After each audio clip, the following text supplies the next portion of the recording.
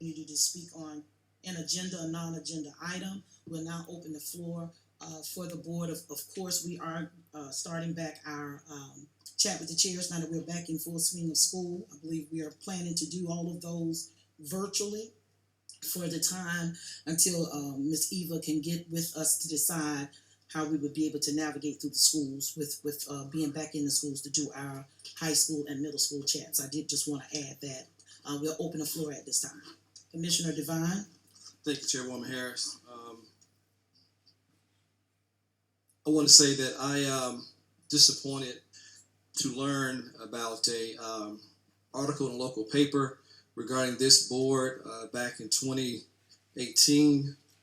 There was an allegation made by a board member regarding another board member, and basically at the time Ms. King did not want Ms. Harris to exercise her right to vote, although Ms. Harris was going to vote as she did, and it was her right to vote. Ms. Harris also was advocating for expanded service of the Ingenuity services to several schools in the Lower Richland community. When the complaint was made, I was vice chair. The complaint went to the superintendent, and that was not the appropriate place for it to go to.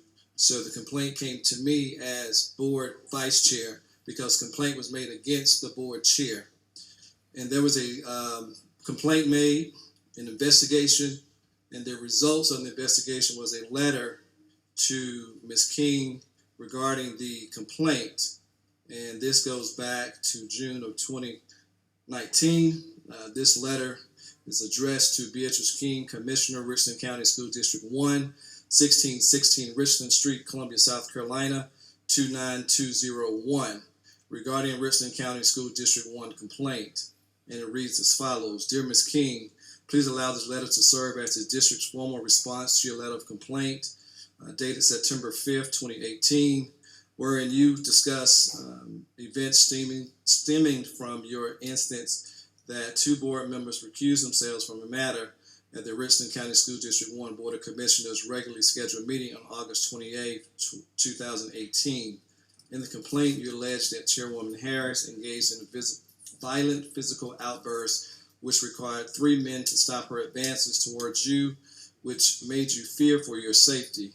Accordingly, the complaint informs the district that you reported the above actions to law enforcement and request the presence of an external mediator during executive session, as well as the implementation of additional security measures during board meetings.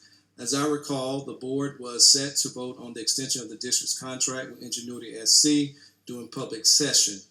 However, prior to the vote taking place, you insisted that Chairwoman Harris and I recuse ourselves because Chairwoman Harris and my wife sat on the board of Ingenuity SC.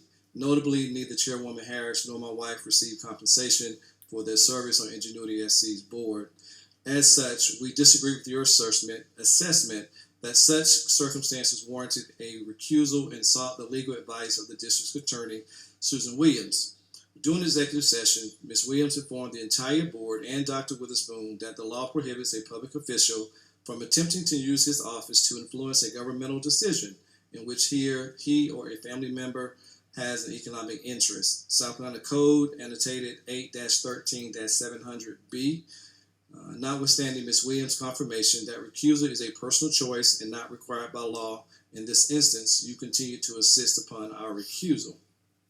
As the conversation devolved into an argument, given the lack of legal basis to justify recusal, Chairwoman Harris ended executive session. Chairwoman Harris and I voted on the Ingenuity SC contract during open session.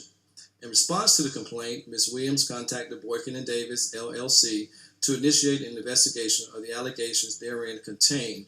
By way of background, District Policy ARBGBDGR authorized the district attorney to utilize the services of outside counsel on a case-by-case basis, so long as the law firm is included on the board's list of approved firms.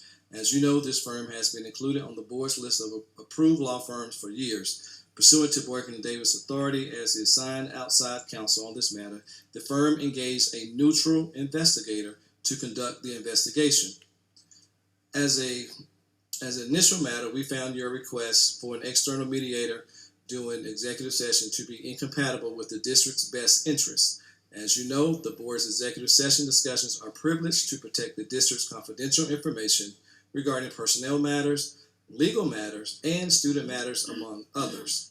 However, the inclusion of a mediator in executive session would result in a waiver of that privilege.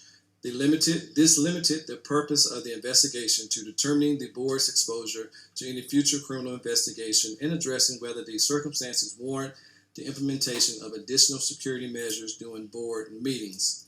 While the investigator contacted all board members, Superintendent Witherspoon, as well as Susan Williams for interviews, 2 individuals declined to participate. Additionally, you declined to interview and indicated your desire to have your complaint serve as your statement. After completing the interviews, the investigator concluded that the investigation did not result in any actionable evidence. Specifically, the investigator found that the board's exposure to a criminal investigation would be minimal, as the evidence was insufficient to substantiate your allegations.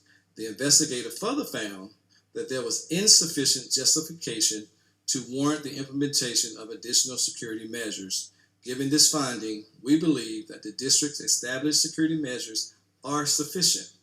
Accordingly, this letter serves as an acknowledgement that a complaint was made by you, an investigation was conducted, and that the results of the investigation were shared with you.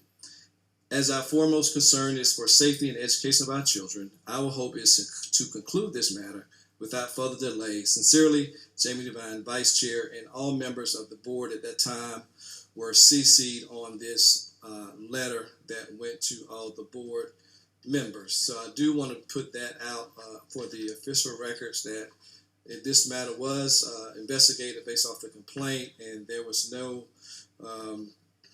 evidence of any actionable items that was found. So I will leave that alone for right now, but I just had to bring that out because I was just disappointed that that was in the local paper. Next, Madam Chair, I do want to thank the staff and family engagement